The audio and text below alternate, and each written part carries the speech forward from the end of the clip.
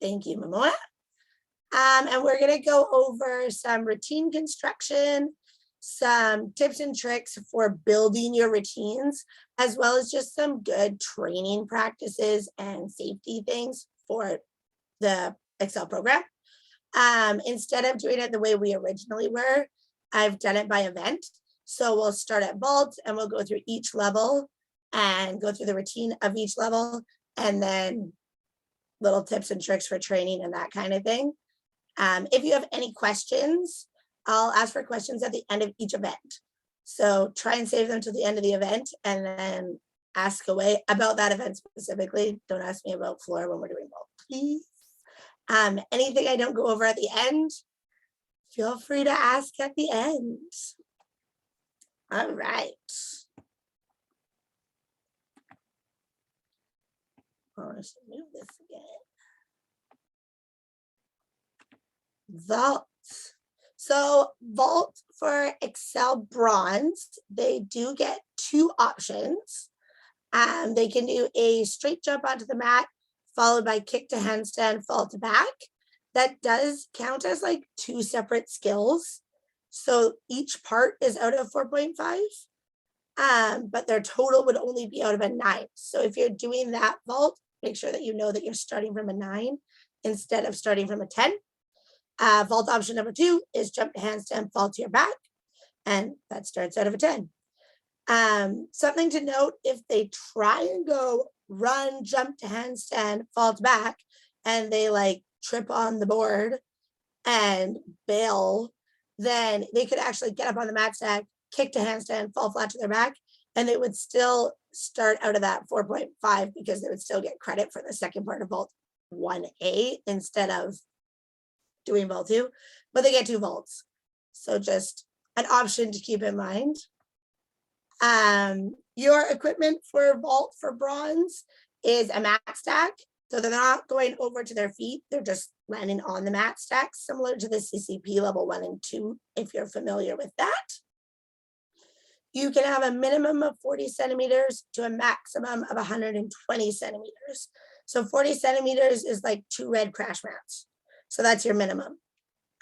You can add mats as needed. You are also allowed to have an alternative springboard. So that's like a mini tramp. You could have a mini tramp. You could have one of those little like half mini, half springboards. Those are all allowed with no deduction in this category. When teaching bronze vaults, I'm going to lose this. Away. Oh no, sorry guys. I just had it at the bottom. There we go. When teaching bronze vault, you only have to decide between 2 different options of what your routine is. Vault's a little bit easier that way. You don't get that many choices. But really focus on not just what's happening on that mat stack, but what's happening before it. So run is the most important part of vault. And if you can start teaching that properly at this beginner level, it's going to pay off throughout all of their gymnastics. So when I teach a run, I like to make sure that they're taking 5 steps minimum. And I count their steps every time they run to make sure they're doing a consistent run. We'll give them a mark on the vault runway.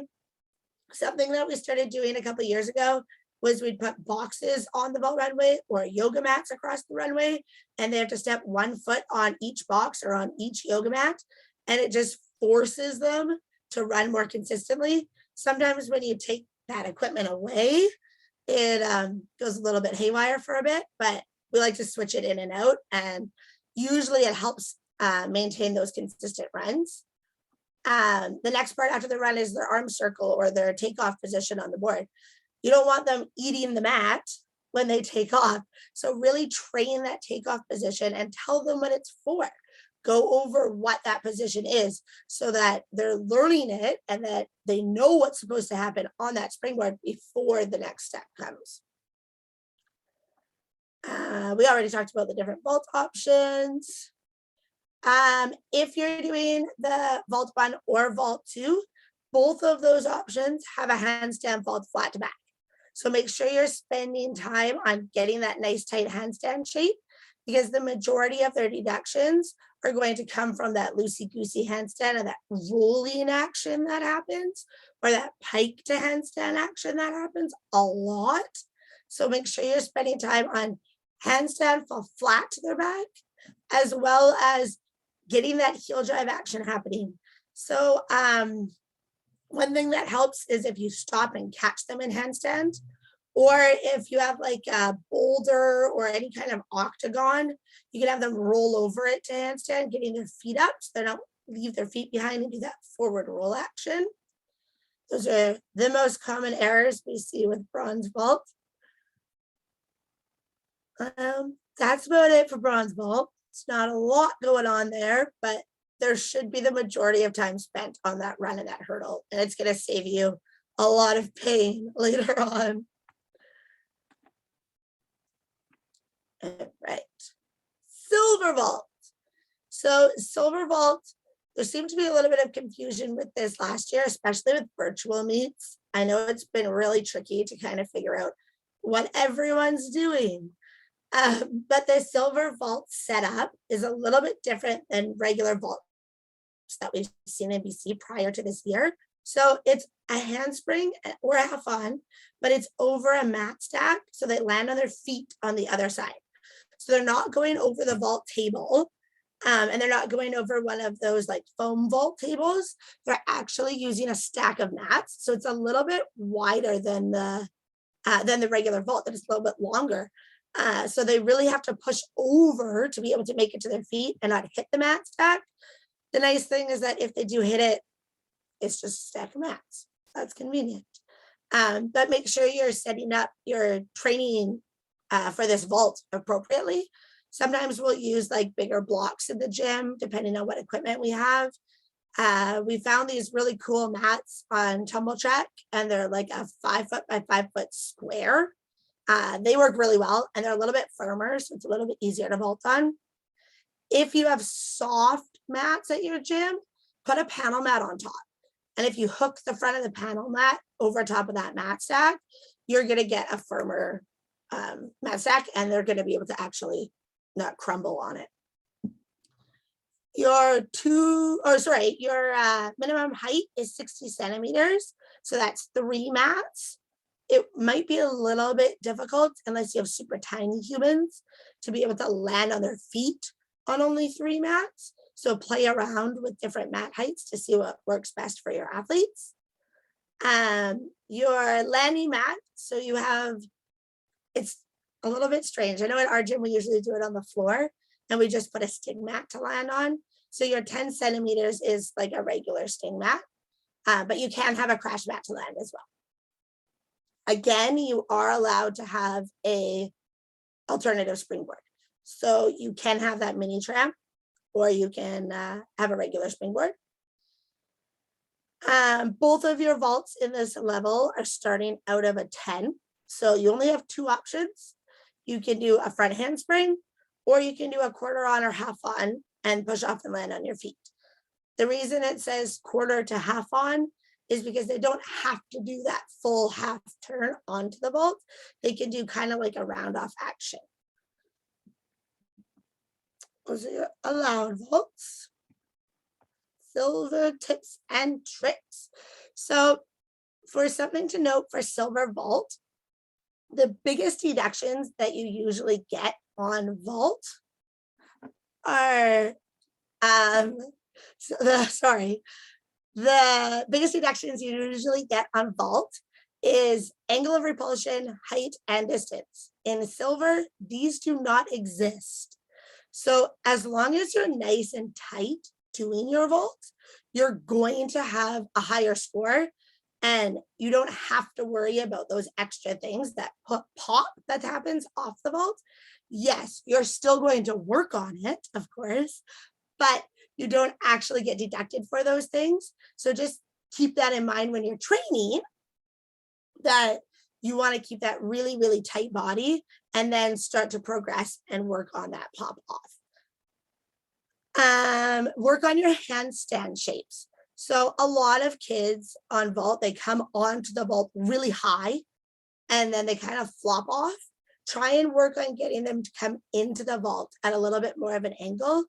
We like to do handstand holds with their feet up on a wall and their hands a good distance from the wall. So they're learning how to like push on their arms in that correct position. It's still a straight line handstand, but it's just at an angle. And that'll teach them to be able to eventually pop off the vault. It doesn't happen right away, but they get there. When you're doing your half-ons or your quarter-ons, make sure that you're teaching the first hand coming into the vault really quickly, because otherwise, again, they get that high entry. But with that vault, you can actually have a stagger, like one hand enters before the other hand. So just get that first arm in nice and straight and in fast, and then it should improve their half-ons. Like I said before, you're allowed to use that mini tramp or that alternative springboard with no deduction. So if you have athletes that are struggling making it over that mat stack, feel free to use it, but keep long-term development of your athletes in mind, because they don't get to use a mini tramp forever. And when they get really, really used to it, then they're not going to progress as quickly. They're going to stall out and they're going to have to relearn how to use a springboard. So we like to do drills with the mini tramp, but usually vault with the springboard, and then as needed, put the mini tramp in. But I like to think long-term when I'm coaching. So I always sort of work ahead a little bit and then keep that development when I'm doing all of my groups, no matter how young they are. Run and hurdle are, I know I just talked about this, but those are still your biggest causes of inconsistent vaults. So if an athlete is really struggling hitting their handstand, or they're doing that rolling action, or their vault looks different every single time that they do it, it's usually because of the run and the hurdle. So make sure that where you put the springboard or the mini tramp is consistent, and make sure where their last foot is, like their last step before their takeoff, that's consistent. You can put a Velcro line down, you can draw a line with chalk, you can put like a bright yellow mat there and be like, the mat is poison, don't step on it. I did that with a heart polka dot the other day, and it sort of starts to improve that run and that hurdle, makes it more consistent, and then their vault is more consistent. You can take a Velcro line and put it down at a competition. I do it all the time, and it's going to still, they're going to have that memory and make sure they're taking off in that right position, or that right spot on the vault runway. It's going to help their vault a lot.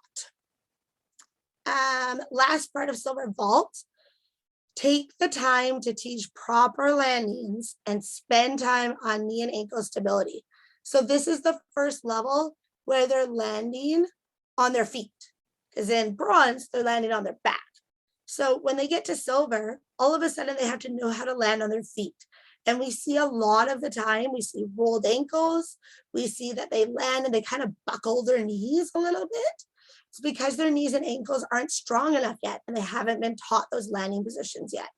So make sure that you're doing straight jumps off of heights so they're landing correctly. Make sure that you're doing drills for ankle stability. There are so many drills and just like injury prevention things. If you have like bands in your gym, we like to send them over to grab a band all the time, and they'll do like flex points with the band. They can do it with a partner if you don't have bands. We did knee stability the other day. We did like jumping and keeping your legs bent. Then we did pushing off the straight ankles. All of those kinds of things are really going to help their landings, and make sure that those landings are safe and that they're not crumbling or rolling ankles all the time. Once they have that knee and ankle stability, then you can focus more on, okay, get your chest up, or I want your arms in this position, or I only want one step out of it, not running away forever when you land. Those kinds of things will all come, but that knee and ankle stability has to come first before you can make them actually look pretty. All right, that is silver vault. Moving on, gold vault. Need some water. All right. So for vault for gold, they are now going over the actual vault. If you have CCP in your gym, you probably see the level 6 and 7s going to a mat stack. We actually had this confusion last year at one of the competitions. One of the clubs was doing like a mat stack vault over the vault table. That is not the gold vault. The gold vault is the vault table and a landing mat. So there should be distance between the vault and the ground. Start values for gold for vault, all of their allowable vaults are out of a 10. So if you have the yellow binder over here somewhere, there is a sheet in the binder. You go to the vault section and it has this vault chart. I will try and show you. I don't know how well it will look on the video, but here we go. So there's this nice chart here, and it has all of their allowable vaults. So you can do any of those vaults and you start out of a 10. So it doesn't mean that if you do a half on, full off, you're going to score higher than a handspring. Doesn't matter what you do, you start out of a 10.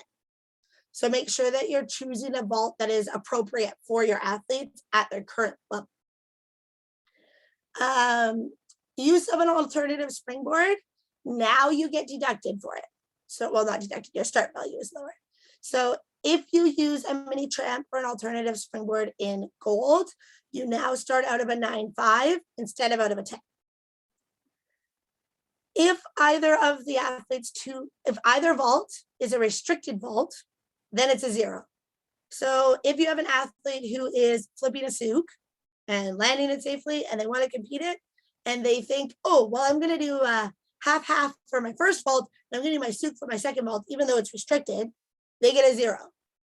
They don't get the better score, they get a 0. So make sure you're not performing any restricted vaults, and make sure you know which vaults are allowed that are on that gold vault chart. Your equipment specs for gold, your vault height can be any height with a maximum of 125. So I know for my athletes, I have some athletes who vault as low as 105 going over the vault, and I have some athletes who are vaulting at 125. So when you're training, you need to kind of navigate that as you do. I kind of find a middle ground and sometimes put it up, sometimes put it down. Most of the time it lives in the middle. But you're wanting them to compete at the height of vault that's going to make their vault look the best it can for them. And again, the vault height doesn't make the score or the start value higher. It's just what is best for your athletes. That's the height they should be vaulting at. Your landing mat is the same as silver.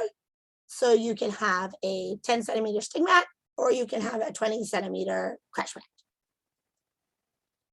Gold vault tips and tricks. So remember how in silver we said they don't have to worry about angle of repulsion and height and distance? Well, now those are your biggest deductions. So make sure you're paying attention to those things in gold. Angle of repulsion is the angle that your athlete pops off the vault. So when their hands leave the vault, that's what that angle is. In the CCP program, they can lose 1.0 for it. In Xcel, they can only lose up to 0.5. So it's a little bit of a bonus there. But it is still a really big deduction. So make sure that they're popping off the vault as quickly as they can, trying to get right from that vertical. The other two big ones are your height and your distance. So if they have a good angle of repulsion, they probably have pretty good height and pretty good distance. So if you focus on the angle of repulsion, you're going to get the height and the distance. If you just try and get height and you're popping down here, it's not going to work very good. Focus on how quickly your athletes are leaving the table. So that's that angle of repulsion thing. Some drills for that are like handstand pops, or doing just fly springs on the fast track or on the floor. So you're really getting that quick repulsion because they have to get to their feet a little bit faster when they're on the floor or on a level ground. Some other things are like I like to set up the vaults and I put like a crash mat kind of on top of the vault, and they have to pop up onto the crash mat. So it's like a handstand pop, but they handstand on the vault, pop up onto the crash mat, and then they fall to their back. Or the other day, we set up a really cool drill with a T-trainer. So they did the handspring on the T-trainer, and their hands were on the T-trainer. And then they have to pop right away, because if they don't, they just crumble into a mess. And the equipment is telling them, well, you did that wrong, try again. And it makes your life easier when they've kind of figured out on their own a little bit there. As mentioned before, that mini tramp is a 9.5 start value. When you are getting to the point, because I know gold, I know for myself in gold, I have a huge range of athletes of skill levels free. And it's really important that when you do get to those higher level athletes, that yes, they may still be in gold, but they could be working skills that are beyond gold. That's okay, but you need to make sure that you're teaching them correctly. So something to note for twisting, whatever way you're having your athletes twist on vault, it should be consistent with the way that they're twisting on floor. So if they're a righty twister on floor, they need to be a righty twister on vault. Or if they're a lefty, they should be a lefty. This is going to prevent the confusion of when they're on an event and then they get a little bit lost in the air. Happens all the time. But keeping that consistent really, really helps with that. So the way I like to explain it is, say they're working a front handspring twist, then probably on floor they're working like a tuck half or a pike half or something. The arms are the same, the way I teach it. The arms are the same, their twist is the same, they're looking the same direction, all of that stays consistent, and it makes it a lot easier to transfer those skills. So just pay attention to which way your athletes are going. Drills for Sukes and Yochenkos. We all want to get to flipping vaults because it's so exciting, but flipping vaults take forever. You have to take your time with the entry of the vault before they're ready to flip the vault. So especially with the Yurchenko, like I have not worked on Yurchenkos. I had one athlete who was working just the entry onto the vault, but she was already flipping a Suk at that point. If they really want to work on Yurchenkos, work on round-offs, because that is the hardest part of the Yurchenko. Work on round-off up onto a panel mat, round-off up onto a springboard. All of those, like, they don't need to start by doing right away a Yurchenko vault. They need to start way, way, way, way, way back at the beginning. Once those things are consistent, just the very, very beginning of it, then add a crash mat, not the whole vault. Start low. So when you're doing half-ons for Sukes instead of half-ons for twisting, make sure your athletes know that there's a difference. It's not just a half-on. If you're doing a half-on for twisting, you're doing a half-on that pops with your toes in the air, so you're ready to twist out of it. If you're doing a half-on for a Suk, you want to rotate out of your half-on. So now you're teaching them to push their shoulders back and start that rotation. You want to start that off of a box onto a high stack of crash mats. And it takes a long time for them to understand the difference of these two half-ons. Even though it's a half-on, it's still a different type of half-on. I do have some athletes who are flipping Sukes in gold. They train 9 hours a week, but they did every single drill and progression, and we took a lot of extra time before we were ready to flip because they trained so little hours. So they were doing timers that usually I would have kids flipping earlier if they're training 16 to 20 hours a week. These kids, I don't know them as well. They train less time. So we spent a lot of extra time doing drills, doing progressions, doing standing back tuck to backs, all of those extra things to make sure that when they did the skill, it was safe to do the skill. I think that's about it for flipping vaults. I don't think many of us have kids flipping vaults, but hopefully as the years progress and as the kids progress, we'll get to that point. So it's really good to just think ahead of drills and progressions, and I'm sure you have kids asking you to do it. So find drills and progressions that are at their level, not just chucking a skill. All right, I believe that's all I have for vault. So does anybody have any vault questions? Anyone? What?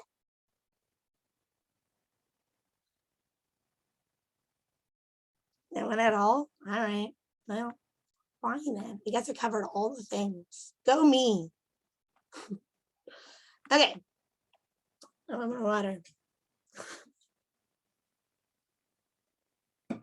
Okay. Moving on to bars. My favorite event. Yay. Okay. This is just a general bars thing before we get into the routines. So for bars training and safety, I spot so much when they're little. We don't all have little athletes. That's okay. But when they are little and when you have that group of low level bronzes and they're small enough that you can manipulate them, spot everything. Yes, I know COVID is a pain in the butt and we have to do all these COVID things, but I'm talking non-COVID life. Right now we get to spot anyways, but who knows what's happening. So spot. Correct. Absolutely everything, especially on bars. Now, when your athletes are older and taller and you can't spot them as much, find alternatives to spotting. So just because they're taller than you and they are this giant human who you have to teach things to, that doesn't mean that they have to just chuck a skill. You can use other equipment in the gym to assist you so that you're not bearing their full weight. One thing I really like to do with high bar skills with older kids is trench swings. So we'll set up like boxes on, I guess, kind of under the high bar, and they stand on the boxes and then they swing. And you can't catch these giant humans and manipulate the shape at the back of the swing. That's craziness. You'll die. So use the boxes and then poke and prod and fix things, but the boxes are holding them up, not you. Boxes are handy for everything. You could set up boxes on the low bar so they have to cast and land with their feet on the boxes. Or there's drills with those octagon roller type equipment. They can cast and somebody can roll it in and they have to land with their feet on top and fix their shape. When they're little, it's super easy to be like, okay, cast and I'm going to fix you. You're not going to do that if they're giants. So make sure you're correcting things in spaces where they are supported by their equipment, and then you're just correcting the shape, not holding them up as well. Running kits, I'm going to talk about that a little bit later, but I love them now. I used to hate them. It's fun little skill there. Spend some time on static holds and basic drills on the floor. So we get this all the time. My hands hurt. That's great. We still have another 15 minutes of bars and you still need to do all the things. Make sure that you have drills that are set up within your bar circuit that are using the floor, using floor bars. All of those things are going to help your athletes progress on bars and their hands aren't going to get as tired doing them. Static holds are amazing. Chin holds, L holds, V holds, candle holds, all of those things. They're difficult, but they're going to help a lot.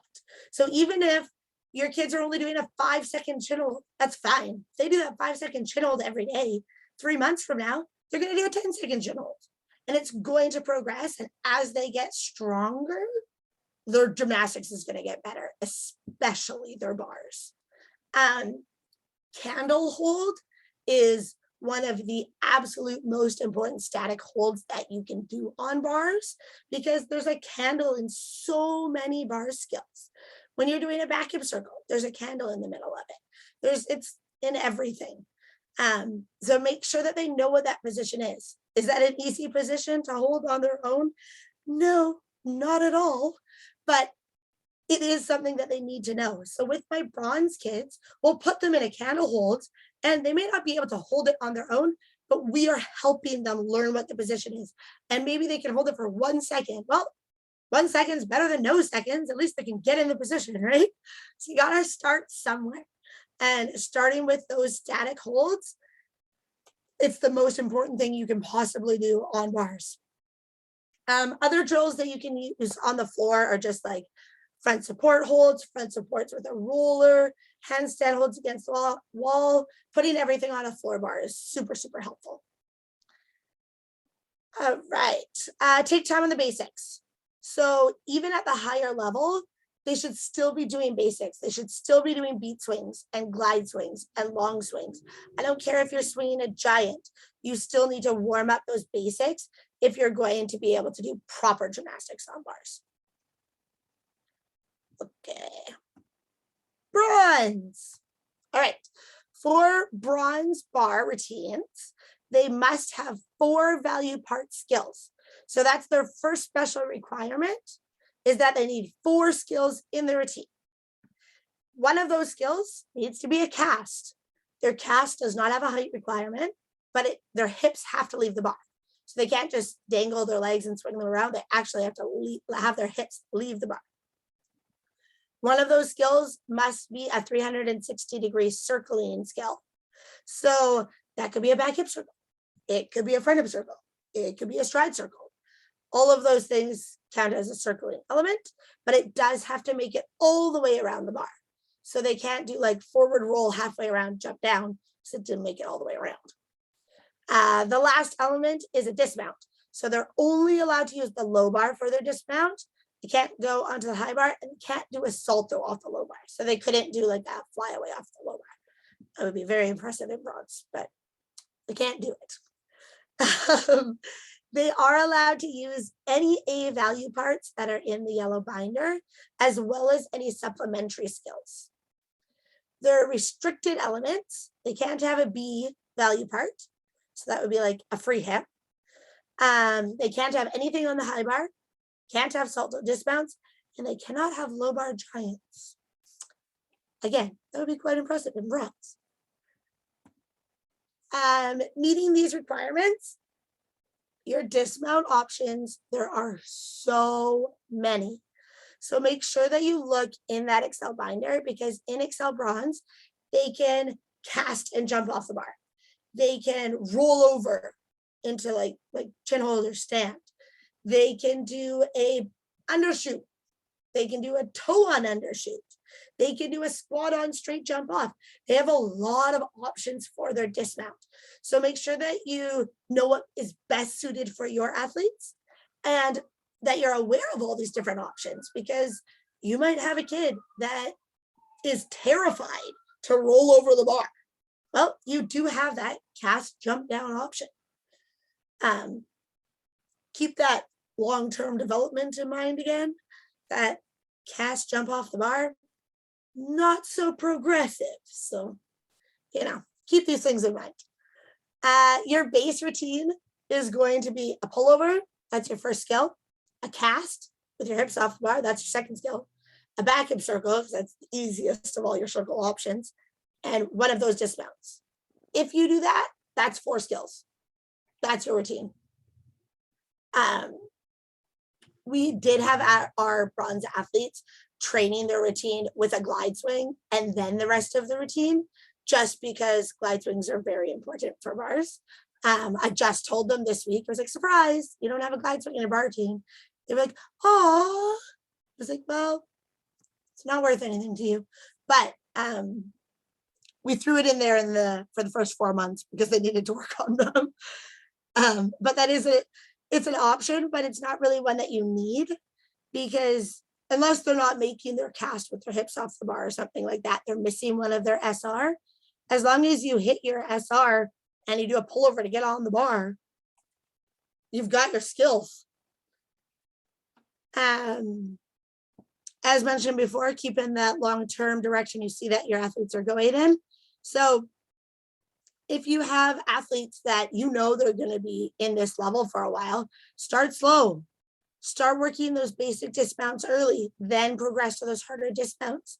If you have an athlete who you're like, wow, you're wicked awesome, and I think you're going to be ready for silver next year, make sure that you're working skills and dismounts that they're going to be able to do in that level as well. So that's like that straddle undershoot dismount or a squat on straight jump off.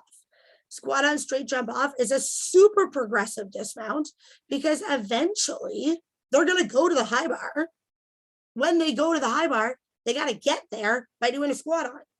So if they're learning a squat on straight jump dismount, when they get to the point of squat on straight jump to catch the high bar, they've already had that repetition with the skill.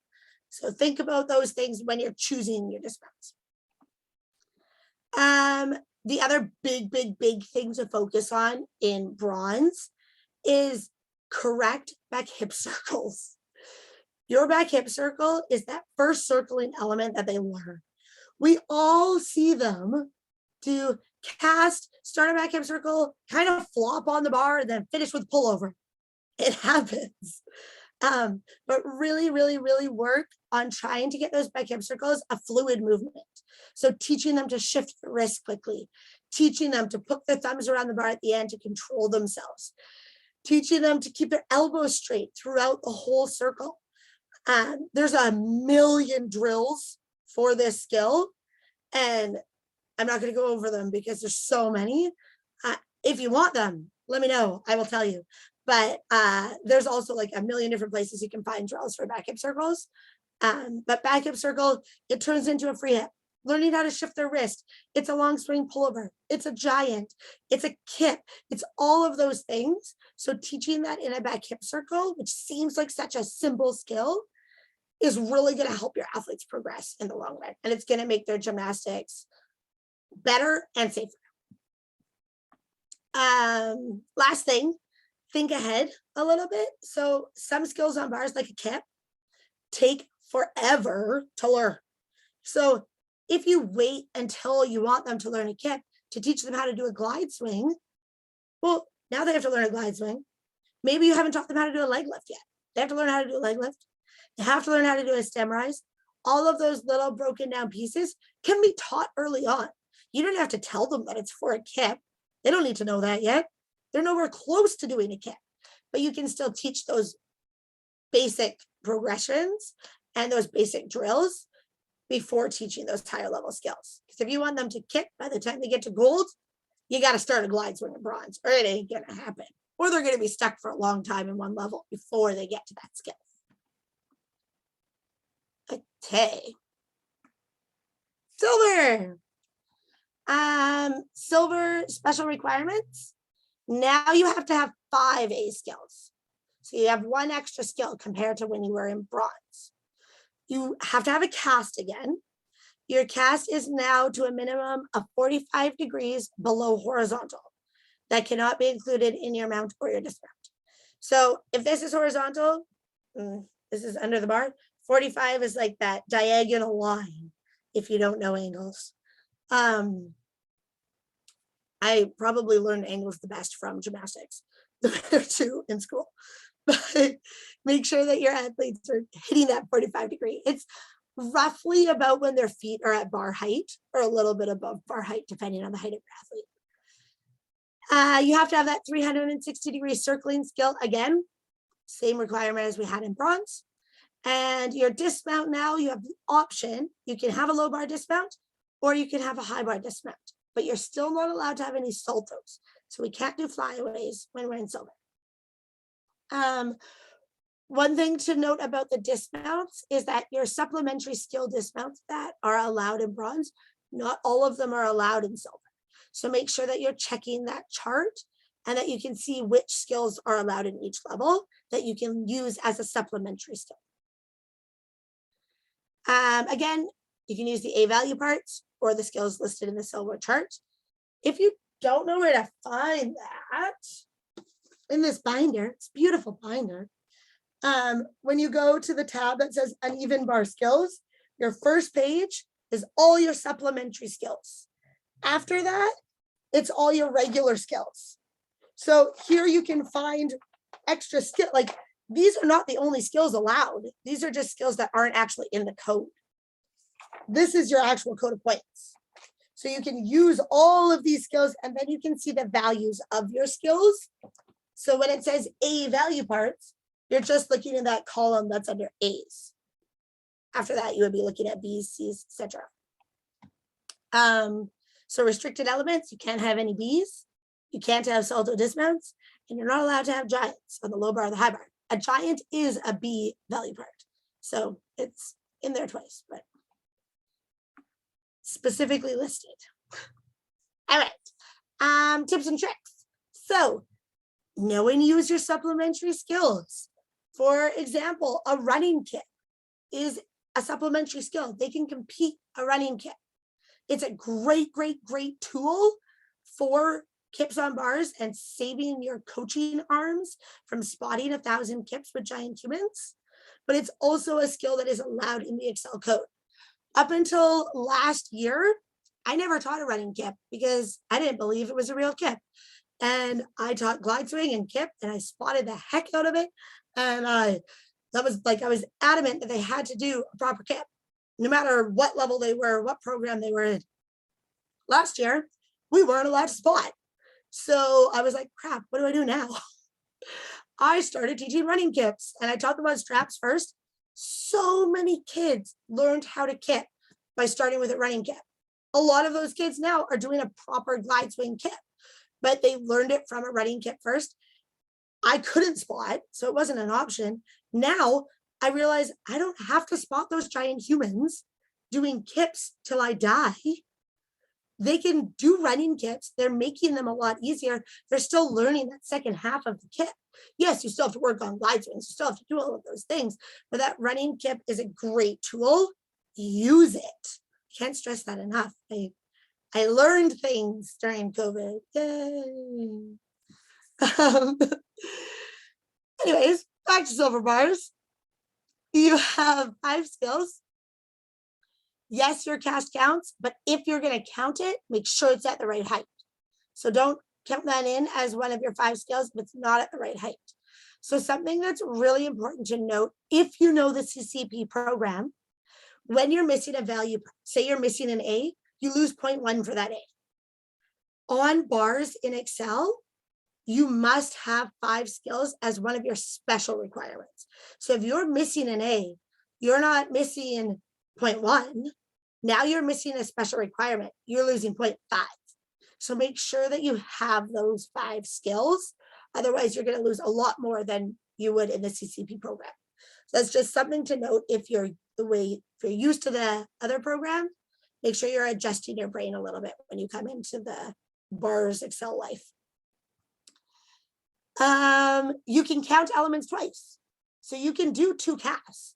They could go pullover, cast, a hip circle. So it's in a different series, it counts. A different series just means that there's something different on either end of it.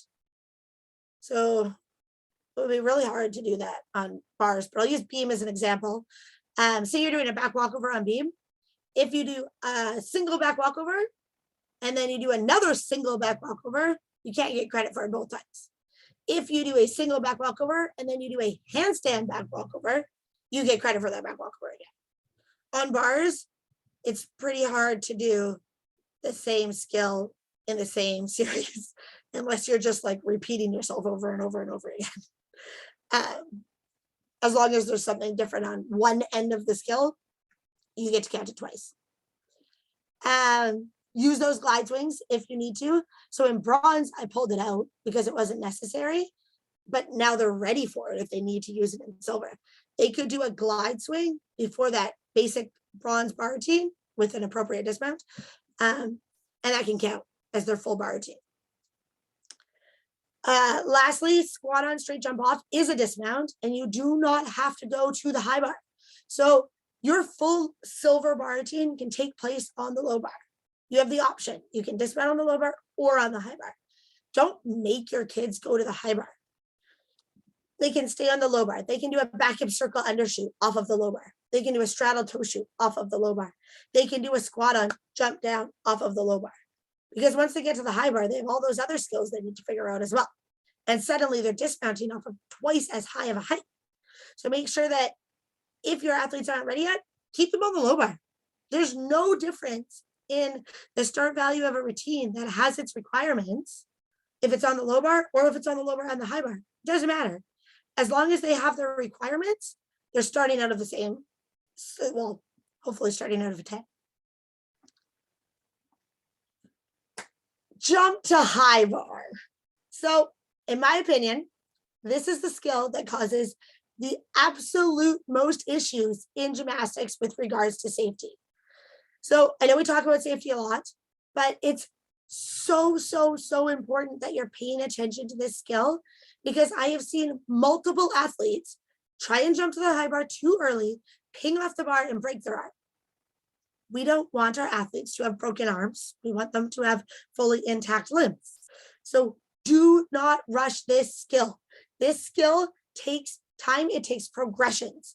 You can teach athletes if they all want to jump to the high bar because, ooh, it's so fun.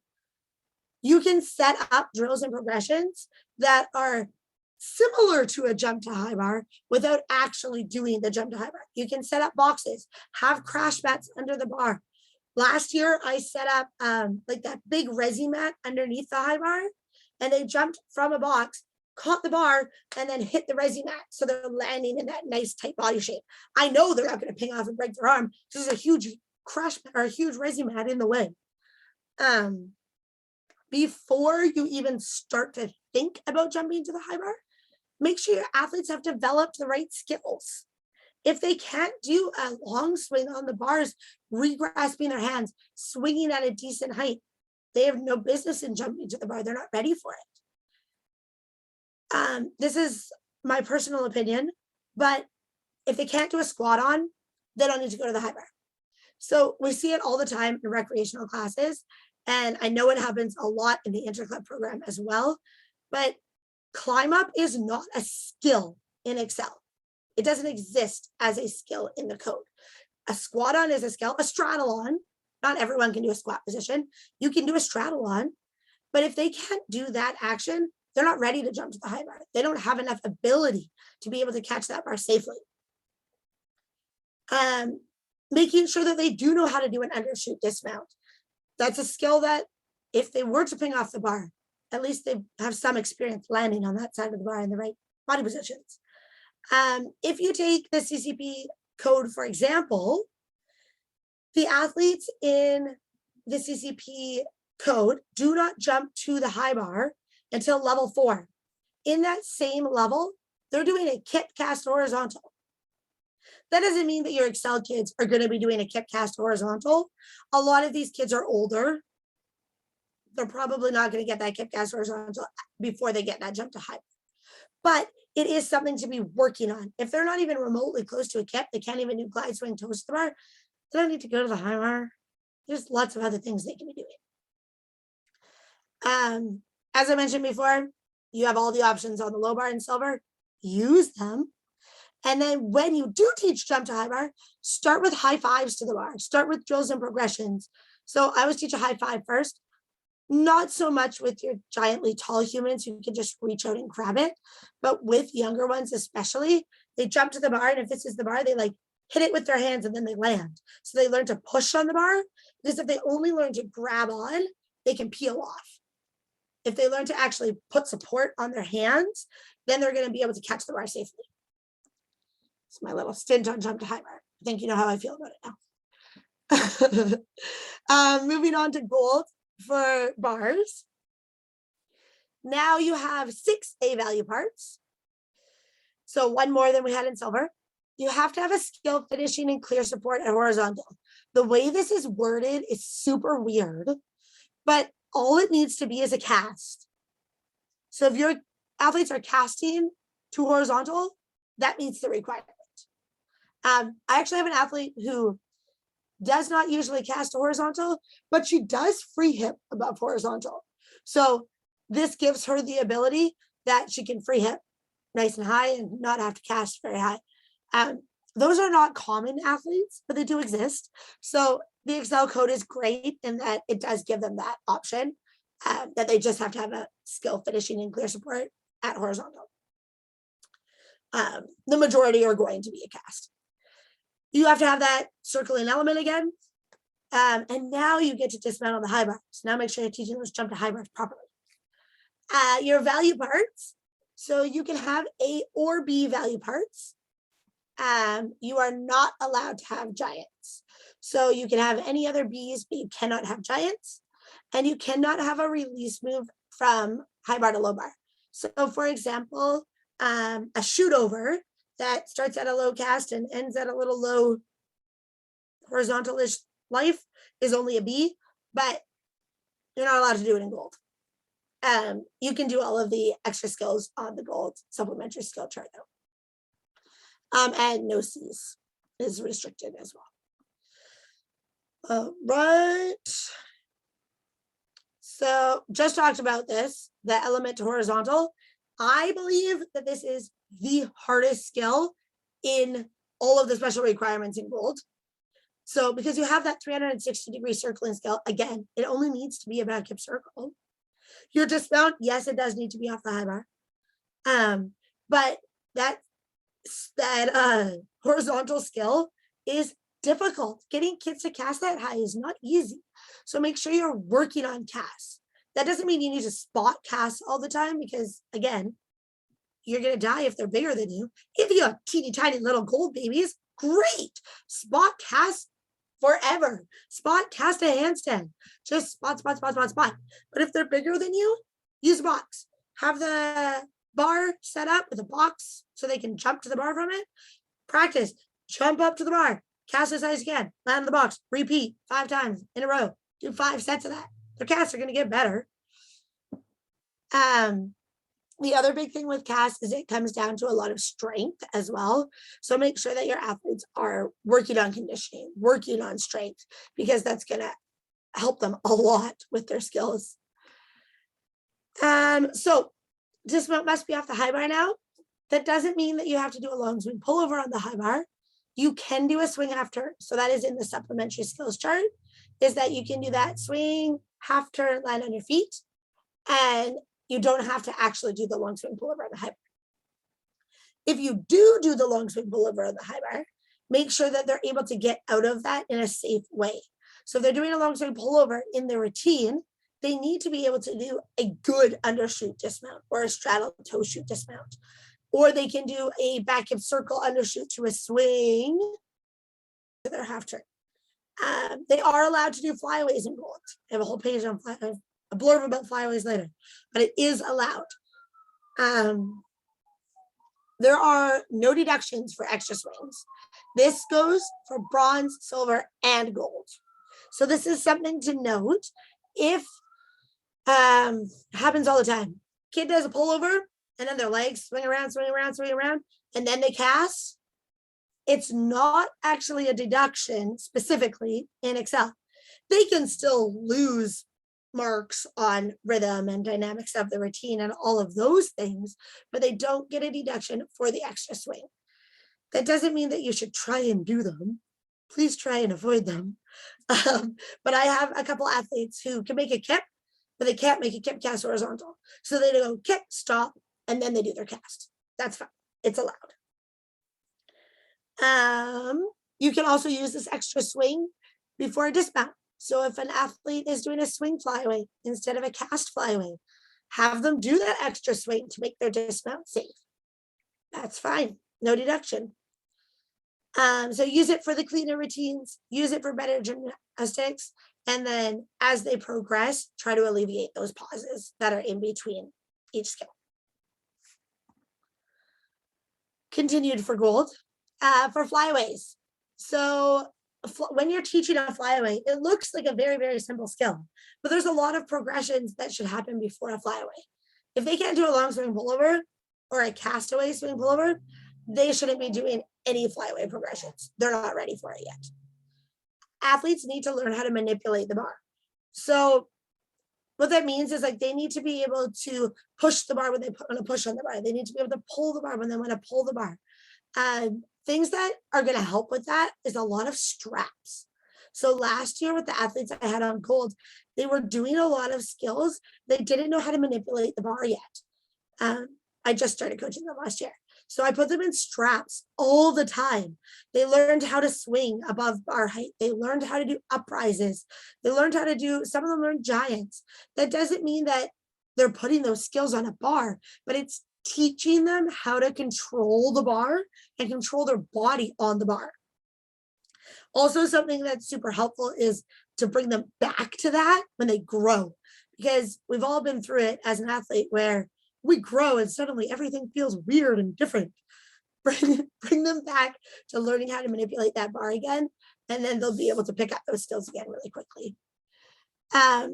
With a flyaway, once they have those long swing pullovers, start your flyaways from a swing. They don't have to go to cast right away. Start with a tuck flyaway long before a layout flyaway. Pay attention to where their head position is when they're releasing the bar. Super common for kids to let go of the bar and chuck their head back and look for the floor. That's what's going to initiate that shoulder pulling action and them coming in close to the bar. So make sure you're doing timers where their head is in. If they're one of those head chucker kids, get like a little foamy or a sponge or something, tuck it under their chin and don't let them lose it. Once they have a good tuck flyaway and you're ready to start working towards a layout, with little kids, I'll spot them on the low bar and I'll be like, okay, swing, and I'll hold you and you'll do a nice layout and it's lovely. With bigger kids, I'm not going to spot them. They're way bigger than me. I teach a pike first. I don't usually let them compete a pike, but it is in the code if you want to use it. But the reason I teach a pike before a layout is because more often than not, is when they go from a tuck position, they start to let their ribs pop out and they start arching into that layout if they go straight to it. If they learn a pike first, they're learning how to keep their legs straight, but still doing that closed hip action, then slowly extend it out to a layout. Then it looks more like a layout and less like a whippy, mermaidy, flippy thing. Kips. We talked a little bit about kips already, about running kips. Work on glide swings a lot. Break down all your parts of kips. There are 100,000 kip drills out there, just like there are my kip circle drills. If you want some, I can send me a message. I will send you some. But there are like millions out there. So don't just work kips. Work all of the pieces of the kips. As mentioned before, straps is great for learning how to manipulate the bar. It's also really good for learning free hips. I have lots of athletes who do free hips on straps. They're not doing a free hip on the real bar. They're doing a free hip on straps because it's building their shoulder strength. It's making their circle elements better. They're shifting their wrists faster, but they're not on the bar yet because they're not ready to be on the bar yet. But it is another skill that they can be working on instead of just doing the same thing every day. If you don't have a strap bar, I don't know. I will come up with something, but use the floor, use floor bar drills. Lastly, work on cast shapes. So we all know what the cast requirement is, but make sure they're doing the correct shape. So put them on a floor bar with their feet elevated in a nice front support shape with their ribs in and their hips flat. If they can do a regular straight body cast and they're good at it, start working on cast to handstand drills. That doesn't mean spot them for a cast to handstand. Take it down. Go to the floor.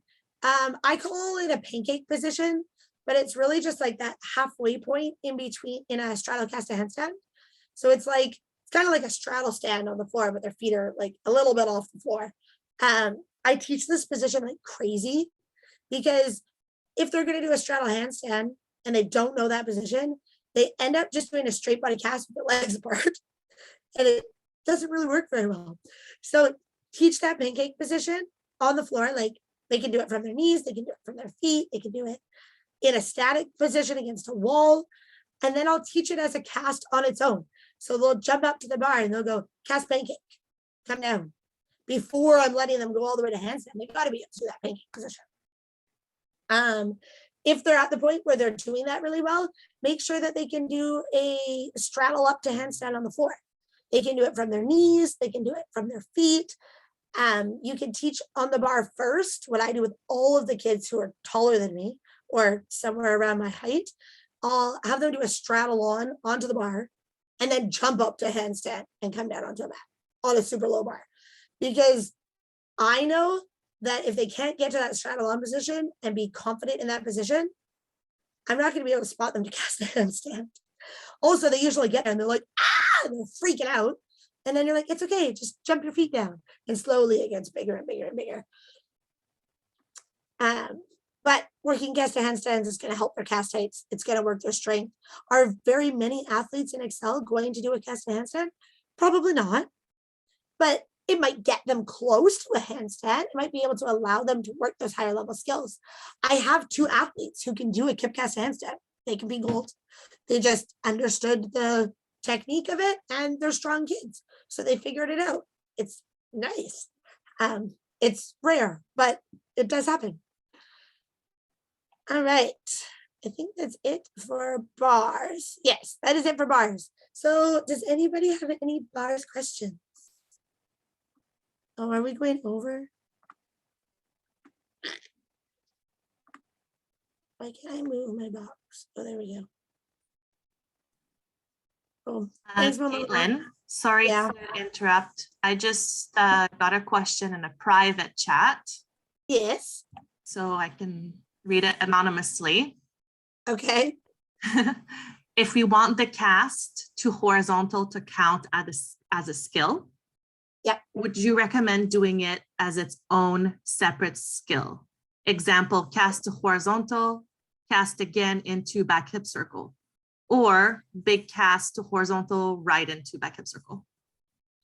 I base it on the kid. Last year, I had one athlete only who casted really small into back hip circles, but casted really well on her own. So she did that extra cast. She went cast again, back hip circle. The majority are going to do a big cast into a skill, but you got to do what works for your kids. Does that answer the question? Hopefully. Any other questions? Hi, Kaitlynn, it's Miriam. Hi, Miriam. Can I just ask a quick question about the extra swings? You said that extra swings are not a deduction. So is that like 1 or 2 or 3 extra swings if they needed another one before, like say a long swing pullover or something? Or is there a limit to the extra swings? There is no limit. Oh, they can do as many extra swings as they want, but keep in mind your throughout deductions on bars. So if they're doing like cast, go, cast, go, they're probably going to have a ton of deductions, because even though the extra swing is not a deduction, they're still going to lose on form. So they can still lose on bent legs, on flexed feet, on bent elbows. All of those things will still come into play. Right. I was thinking more like the catch the high bar, extra swing to pullover type thing, or one more if they're really struggling. But okay, thank you. Totally fine. Do it. I do extra swings on the high bar all the time, because usually when they jump to the high bar and pull over right away, they bend their legs and it drives me mental. So I like to put the extra swing in on the high bar so they do a better pullover. All right. I'll try and be faster. I'm sorry. I have so many things to say. Any other questions? No. Okay. Oh, but I have to do artistry on beam and floor too. Oh no. I'll be fast. Okay. Beam. Apparatus specifications. So you're allowed to have the beam at 100 or 110 or 125. It doesn't matter how old you are. One thing to keep in mind, if your kids are also doing high school, then they have to have the beam at 125. So keep that in mind. One other thing to keep in mind is if the beam is really low and the athlete is really tall and they're straddling over the beam and they smash their feet on the floor, that's a fall. So put the beam a little bit higher. Timing for the routine. Make sure you know your timing and watch your timing. So for bronze, 45 seconds goes really fast. With our little bronze humans, they got a real speedy routine because there's not a lot to put in 45 seconds. And then just make sure you're keeping an eye on that time. And the warning that happens 10 seconds before, when these athletes go to a meet, they're going to hear that bell ding 10 seconds before the routine time is up. So make sure they know what that is. I just like to say ding when they're 10 seconds before, instead of yelling out 10 seconds at them because they think I'm talking to them. But yeah, get them prepared for that. If the athlete lands their dismount less than 1 second over time, they don't get deducted. And if they do go overtime because they're tiny little humans and they just forgot what they were doing and then they remembered all of a sudden, and now they're doing their beam routine from the beginning, even though they were halfway through it, it's fine. they're only going to lose 0.1 for going overtime. And every element that they do after they hit that time limit, it's still going to get credit. It's still going to get evaluated. It's still going to be part of their routine. So don't stress. It's not like time's up, get off me. Finish routine. All right, value parts on B. So for handstands and headstands, they do not require a hold for any division. Different divisions have different angle requirements for your handstands. Check your supplementary skills list for each level to make sure you're doing the appropriate one for that level, but it does not need to hold to get credit. This is very different from CCP. For your leaps and your jumps on beam, these are your angle requirements. So on bronze, you don't have an angle requirement. If you want to do a teeny little baby split jump, you go, girl. You don't have to hit a certain degree of split. In silver, you have to be a minimum of 90-degree split, and in gold, a minimum of 120-degree split. That means that if this is the requirement, that's how high they have to get to not get an amplitude deduction on the degree of split. So if they're a little bit less than that, they might still get it awarded, but then they will get deducted on it. But those gold kids who are doing a split jump and they're hitting that 120 degrees, they're not losing value for not going to full split. Does that mean that you don't work on hitting full split? Of course not. Of course you're going to try and get them to go full split. But something to keep in mind when choosing skills. All right. B routine, sort of general routine tips and tricks. You only need your special requirements. A lot of people like to throw in all these extra things. They have no value. Don't do it. It does not add anything to the routine to put in 3 handstands. Do 1. You don't need more than that. Unlike bars, you don't need a set amount of skills. You just have to meet your requirements. So we talked about on bars how if you're missing a skill, you're losing that 0.5 if you don't hit enough value parts. On beam, you just need your requirements. You don't need a certain amount of skills. Make sure your skills are, make sure the skills you are incorporating are appropriate for each level. So if you're in bronze, make sure that you're not doing restricted elements. You're doing the skills that are appropriate in that level.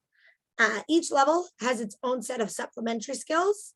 For example, you can do a lever in bronze. You can do a partial handstand in silver. You can do a regular handstand in gold.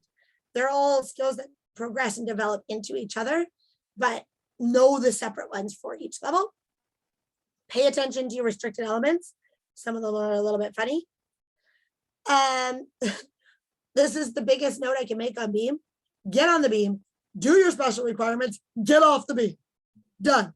Don't give them extra time to fall. Get them the heck out of there. Unless you have that one kid who's like, ooh, I'm so good on beam. Good luck with that. Okay, bronze. Your 4 special requirements, you have to have a minimum half turn on 1 or 2 feet. So that could be a pivot turn. It could be a heel snap half turn. It could be a regular half turn. You have to have a jump or a leap. That is not the mount or dismount. You could have a straight jump. You could have a tuck jump. You could have a split jump. Any of those jumps count, but make sure that if you're doing a tuck jump, for example, tuck jump, unlike a split jump, does have angle, like your knees have to be all the way up to your chest if you don't want to lose a lot of marks on your tuck jump. So keep that in mind when you're choosing your jumps and your leaps.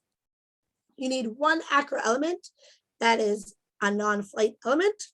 A lever counts as an acro element. A roll counts as an acro element. A little baby handstand counts as an acro element. So does a cartwheel or a bridge. They can push up the bridge on the beam, come down, counts as an acro element. And finally, dismount. So you can't do saltos or aerials. You could do a straight jump off the beam. You can do the side handstand, land.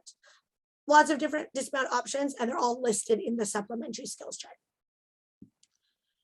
Restricted elements. You cannot have a B or higher value part. You cannot have salto or aerial dismounts, and you cannot have walkovers. So make sure, even though a back walkover is only an A, You're not allowed to do a back walkover on beam in bronze. Bronze tips and tricks. I like to teach the correct terminology right from the very beginning. So right from the beginning, I'm teaching my bronze kids what a releve lock is. I'm teaching them what a passe is. I'm teaching them how to, like, the landing position I want for their jumps, a lunge position, a present position, all of those things. I'm starting right from the beginning, and I'm saying the words lunge. I'm not saying move your foot a little bit apart. I'm using the right terminology so that as they progress, they already know that terminology. It also takes a lot less words to say lunge than move your foot this way, move your foot that way. Makes your life easier. Spend some time on complexes and releves with full extension. So very, very, very often we see younger, lower level humans get on a beam and they're like, ah. Teach them to stretch through their chest and their arms and their legs and walk on high toe, not just sort of a releve. Teach those things in complexes. Work on walking complexes, work on static complexes. Do front support hold on the beam. Do a front scale, do an arabesque hold, do all of those things in a static complex as well. I like to make the kids count for me, so I don't have to count all the time. There'll be 6 of them on the beams, and I'll be like, okay, do your right leg passe. This kid's counting to 20. Next kid, you're counting the other leg. And then I can go around and correct them. Pay attention to your starting positions and landing positions right from the beginning. If you want your kid to do a back handspring on beam and you want them to be able to land in a lunge, teach them a lunge when they're doing a lever. If you want them to be able to land with their feet in beam feet or a 5th position, teach them that from the beginning. If you want them to start in a proper stretch up tall arms position, teach that from the beginning. It's going to make your life so much easier later on. With bronze especially, do lots of upside down things. So do bridges on floor beams. Kids who can't even bridge kickover yet on the floor, I'll put a box and a floor beam and I'll have them do a bridge kickover from the box. They're learning how to do a bridge kickover straight over their head because they're landing on the beam and they're getting comfortable being upside down on the beam. Are they doing it on the real beam? Oh goodness, no. But they're still getting comfortable with those things. Handstand drills, like kick to handstand, fall to back, all of that kind of thing. Get them confident being upside down on a beam. Silver. Your special requirements for silver. You now have a half turn on 1 foot. So you cannot do a pivot turn, must be a half turn. 1 foot half turn. You have to have a jump or leap with a 90-degree cross or side split. This one is probably the most challenging. So make sure you're working on those splits. They must have 1 acro element, non-flight again, and they must have a dismount. You can have A value parts. You can have B dance value parts. So B dance would be like a split jump. And you can have any supplementary skills. Restricted elements are B acro. So a B acro would be a back handspring. Another B acro is a front walkover. So they cannot do a front walkover in silver, but they can do a back walkover. They have different values. And you cannot have any C's. Silver, start training as many different acro skills as you can on lines and on floor beams. So once the kid can do a handstand and a cartwheel, they usually kind of get stuck. Sometimes you have older athletes who are a little bit more flexible, but for the most part, those walkovers are harder to get when they're older. And even if they do have walkovers, it takes them a long time to be able to get that walkover from a floor beam to a low beam, to a medium beam, to a high beam. So start training those skills as much as you can on the lines on the floor and on the floor beams. Take your time with those basics and let them try all those things. They can try and do a cartwheel step in for eventually learning a round off on beam. They're not doing a round off right away, but they can do cartwheel step in to the round off landing position. It's new, it's exciting.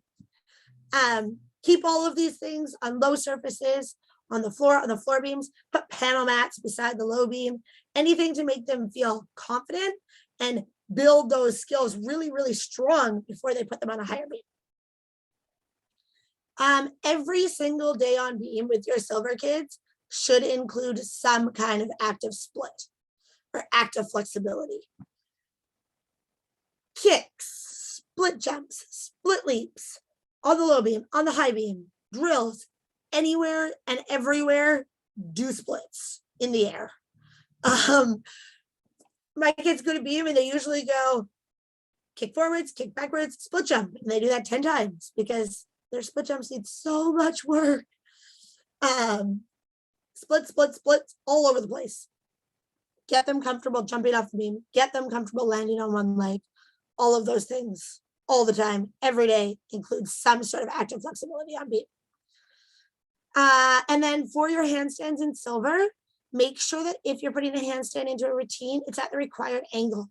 So in bronze, their handstand, they just have to get 1 foot to 45 degrees from vertical.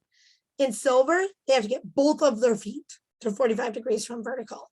So if they're doing that little dinky handstand, then it's not necessarily going to get credit. So make sure that your athletes are getting to a high enough angle requirement if you're going to put it into a routine. Gold. Their special requirements are a full turn. So instead of a half turn, now you have to do a full turn. 2 different skills that are leaps or jumps. One of them has to be a minimum of 120 degree cross or side split. These jumps do not have to be connected. They cannot be connected. They do not have to be connected. So you have to have a split of some sort in the air, and you have to have 1 other leap or jump. You have to have 2 acro elements now, with or without flight, isolated or in a series. You could do a handstand back walkover. You could do a cartwheel and a backwards roll. It's up to you what you choose for your 2 elements, but make sure that one of these elements either achieves a vertical or passes through an inverted vertical. So if you're doing a handstand, if you do a handstand and a backwards roll and your handstand is only a partial handstand, then you're missing that vertical action that's required. So make sure that you hit both of those things. Lastly, you need to have a dismount. You are now allowed to have A's or B value parts for acro. So you can do the back handsprings, you can do the front walkovers, or you can keep it with all of the other A value parts as well, or supplementary skills. Partial handstand is still included, so you can still use it. It just won't be your vertical element. You are not allowed to do C's or higher. A switch leap on beam is a C. So I have a lot of athletes that actually have really nice switch leaps on beam. And by a lot, I mean like 4, but they cannot do them in gold. Tips and tricks, dismounts, so many options. You can do the side handstand quarter turn. Often I see coaches who are teaching a salto dismount way before they should be teaching a salto dismount. Use those other progressions, use those other dismounts. You have them there, use them to your advantage. Before an athlete does a salto dismount off a beam, they need to be able to do it off of a box. They need to be able to do it off of a low beam. Gradually work your way up. Don't just go to the high beam and chuck a front tuck off. It's not going to work out very well for you. You're going to end up with hurt knees, under rotations, hitting the beam, all sorts of crazy things. Take your time, use those other dismounts.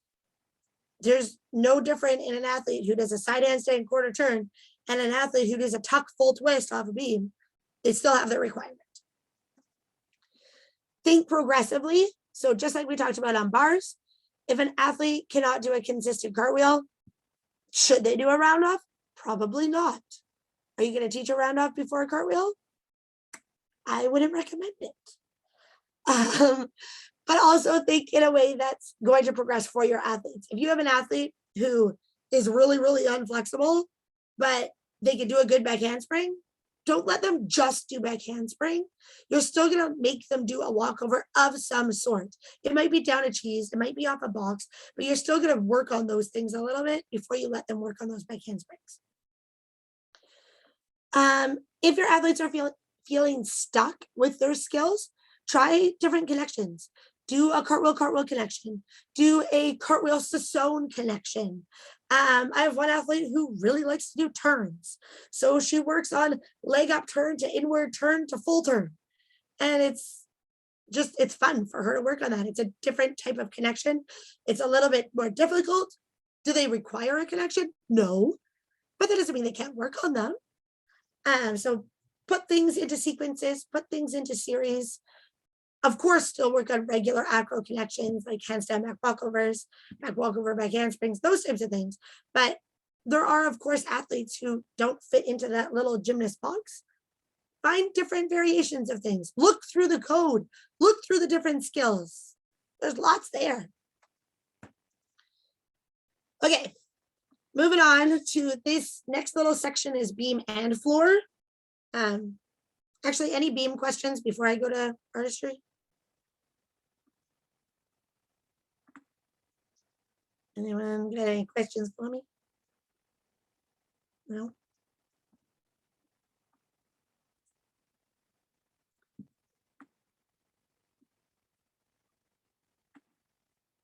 Sorry, I'm trying to go faster because I'm running out of time, guys.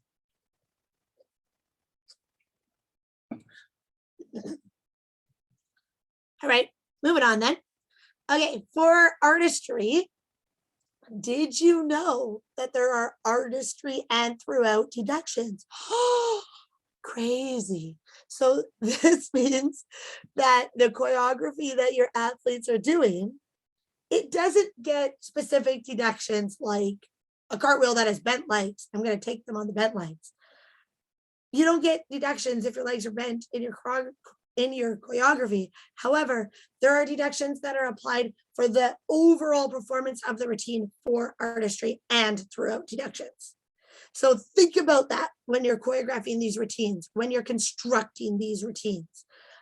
Take into consideration that overall performance of the routine, not just that handstand that looks really, really good, but what about the rest of the routine?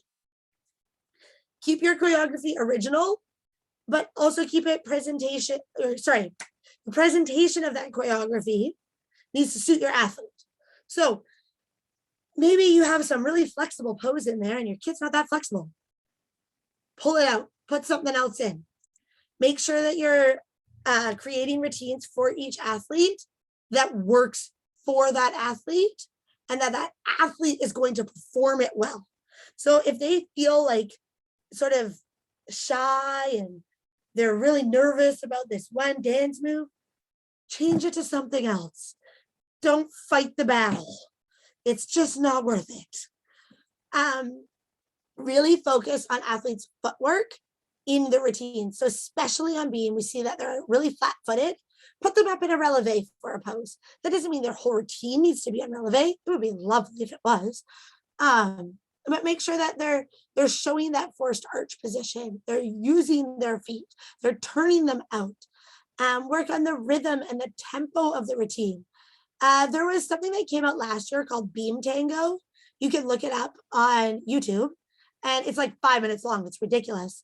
I taught the first line of it. It took me like a month to teach it to them. I didn't even teach it specifically how it is. I modified slightly, but it gave them a beat and it gave them like rhythm all the way across the beam, doing these different actions and these different movements. And it really helped with the rhythm and tempo of their beam routines. So something to think about and use it. It's already out there. It's already done. Watching the whole thing is crazy. It's really, really cool. But check that out. It's called Beam Tango. I think it came from the Netherlands, maybe. All right. Things to consider with artistry is your quality of movement. So that's like their head positions, their arm positions. Are they stretching? Are they doing fast movements? Are they doing slow movements? Do they have positions where they're in a short position or where they sort of supplely move into the next position? Something else is quality of expression. So are they like stone-faced and look like they're going to cry? Or do they actually look like they're confident in their routine? make it till you break it, or fake it till you make it. That's what I tell my kids all the time. I don't care if you're nervous. Don't look like you're nervous. And then the focusing outside of the routine, an easy way to do that is to have them look at you as a coach. If they're competing a beam routine, then stand somewhere where they have to actually draw your attention in. They're not necessarily going to be confident enough to look straight at those judges in the face, but maybe one day they will be if they start with looking at just their coach or their teammate. On floor, something that works well to get them to do that is when they do a floor routine, they have all the other athletes stand around the floor, and then they have to make eye contact with each athlete. And when they make eye contact with them, then they can sit down. And they have to do that with every single person around the floor throughout their floor routine. So it just makes them draw more from outside of their little bubble of gymnastics. More artistry. Dance is not just fluff. It adds performance value. So make sure that you are using it to add performance value.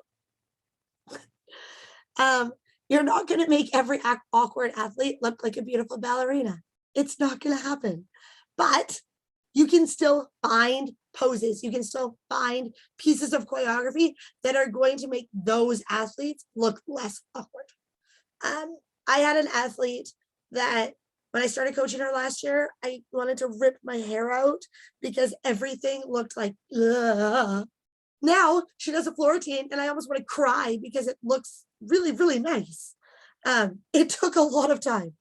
It took so much patience and working through every little position and finding positions that really suit her.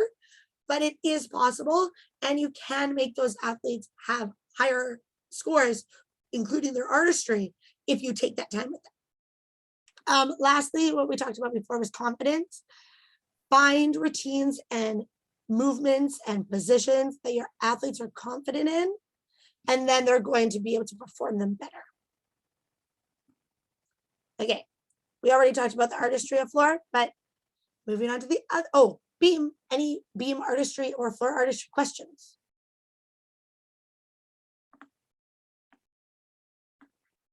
You know what? I feel like I'm talking to myself.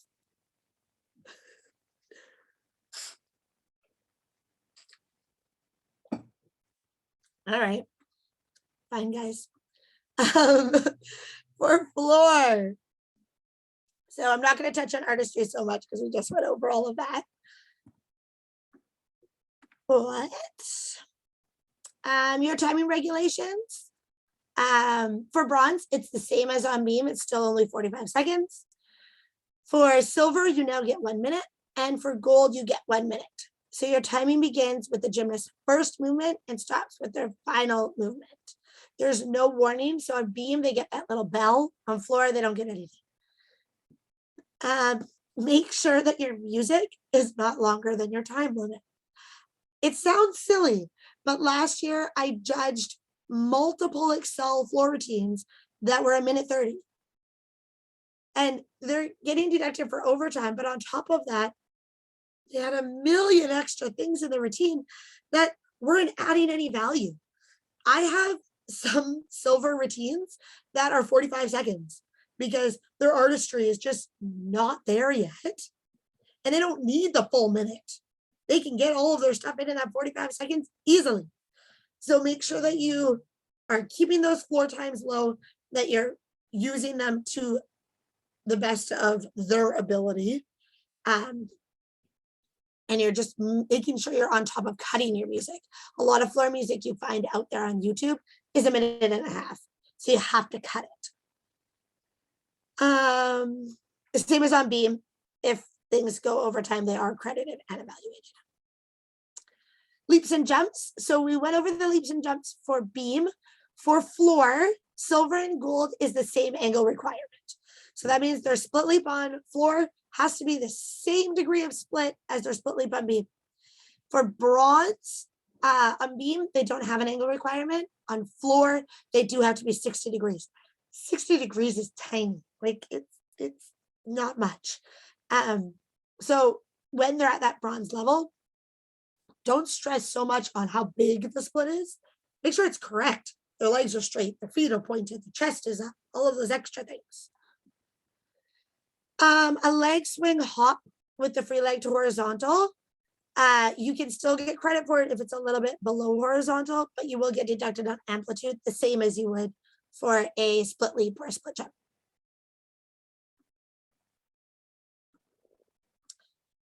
Acro series for value parts. This is just in general, not level specific, but a lot of the routines that I saw last year while judging, athletes didn't connect their acro passes.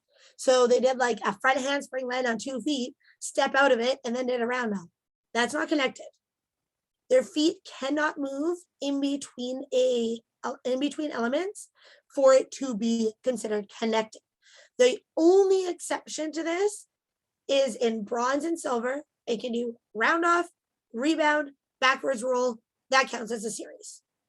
So that is the one and only exception. Other than that, you have to connect it. If you're going to do a front walkover round off, your feet can't move around, or a cartwheel round off.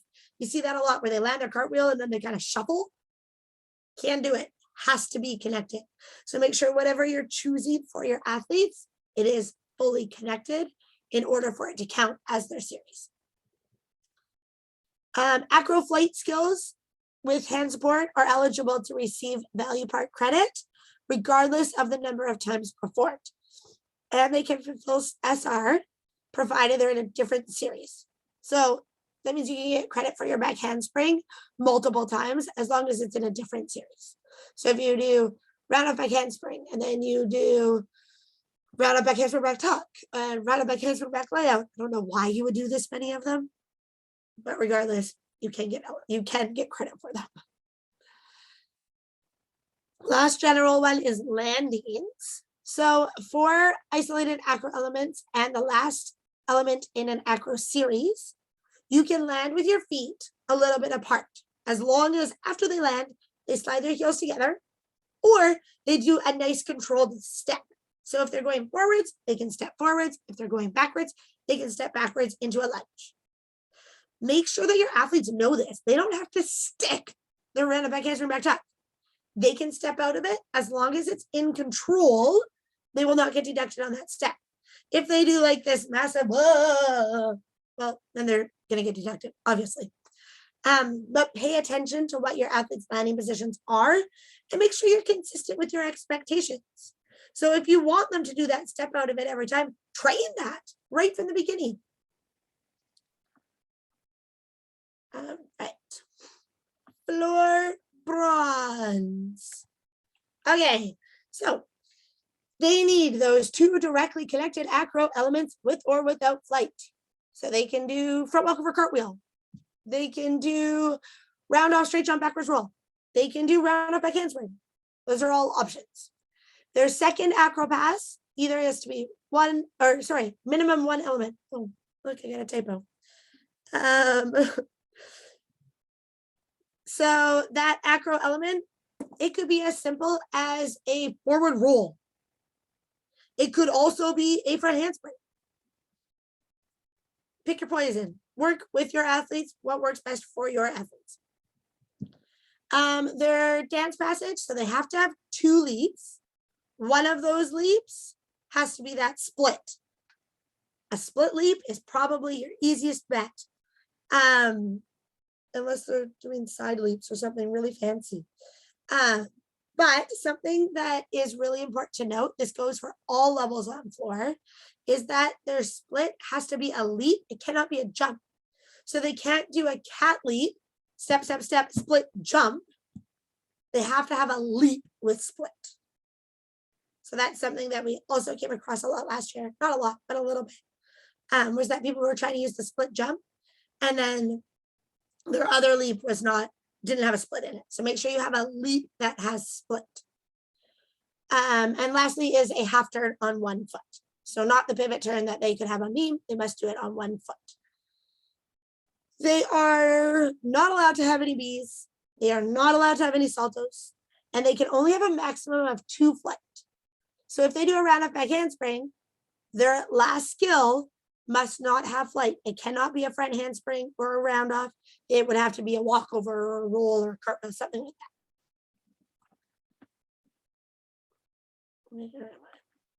There we go. Oh man, my chat box is taking up too much space again. There we go. So for bronze, spend time on those dance elements, those split leaps and those half turns. That's where the majority of deductions are going to be for most bronze athletes. For the bronze humans that I coach, we have probably spent, I'd say 75% of our floor time on our leap series and on our turn, and they are still the biggest issues in the routines. You have so many options with your acro that they can get away with really simple skills. So really work on those dance elements, because that's where they're going to lose a lot. Watch your choreography and make sure you're not putting in extra elements. So if you're putting in a random cartwheel, that's still a skill that can still get deducted. So make sure that you're only putting in your special requirements as skills. Other than that, it's more dance. Skills can have various any positions. This is a good one to note. If you're doing that forward roll or a handstand roll, anything like that, a backwards roll, it doesn't mean that they have to land standing up. They have to start in the position that is listed in the code, but they have an optional landing position. So they can do their handstand forward roll to a seated position. They can do it to stand. They can do it to a straddle swim through to their stomach. All of those are options. Make sure you know and use your supplementary skills. They do come in very handy when creating these bronze floor routines, especially with the leaps. The leg swing hop we found was one of the easiest ones actually for them to learn and make sure they were getting credit for. Tuck jumps, they get killed because their knees aren't high enough. Same with cat leaps. Ugh, stay away from cat leaps.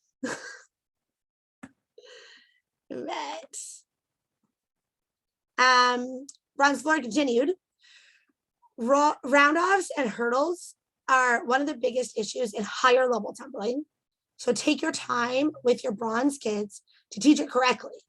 Proper round-offs take forever, and they're going to keep working on them throughout higher levels, but put in that groundwork with them when they're young, and not even young, just when they're at that low level, so that they can eventually get to those other skills. For round-off drills, same as what I said before, I have a million drills and progressions. Let me know if you want ideas. I got lots. The biggest thing is cartwheel step in, making sure that they're getting their chest up. And then with hurdles, I like to teach everything from power hurdle in the beginning. I know some people teach it from a run right away. That's totally up to you as a coach. One thing I do when they are doing it from a run is I'll put a little box on the floor and they have to hurdle over that box. So that's teaching them to pick up their feet and actually push forwards over the box before they're doing their skill. I have silver and gold kids who are doing round of back handsprings. They hurdle over that box when they do it. I don't do it every single day, but I do it more often than I don't, because it's really helping them learn those hurdles. And that hurdle is what's giving them all the power into their tumbling line. So if they can't do a round off with a really good hurdle and with a really good snap of their chest up, they're not doing a round of back handspring. They're not doing round of back handspring back tuck. They really have to work on that really core foundation of tumbling is your round off. So spend the time on it. Work the drills. Floor is not just about handsprings. There are so many skills in bronze that you can use. Take your time with rolls. Take your time with walkovers. Make those strong basics happen. That's what's going to make strong gymnasts. I started coaching at the club I'm at now last year. I had two different groups. One group could do fabulous handstand rolls and back extensions and cartwheel step-ins, handstands, all of those things. They could do them really, really well. They were starting to do round-off saltos and all of those things. It was so easy for me to teach them more advanced tumbling because they could do that foundation. The other group did not have those same basics. And I had to spend the entire year, instead of letting them progress, I knew the round of back handspring wasn't going to get any better until they could do those foundational skills. So they had to take 2 steps back, fix all those things, and then they can start to progress again. So really make sure that you're taking the time from the beginning, teaching those strong foundational skills. Thrill skills, as we call it, are like those fun things that they really want to just chuck it. Be careful with these and do it in a safe place. So my little bronze kids are doing a front tuck into the pit. Doesn't mean that they're ready to do a front tuck on floor. Absolutely not. But they can stand on the edge of the pit and they can set and they can tuck and they can roll over into the pit.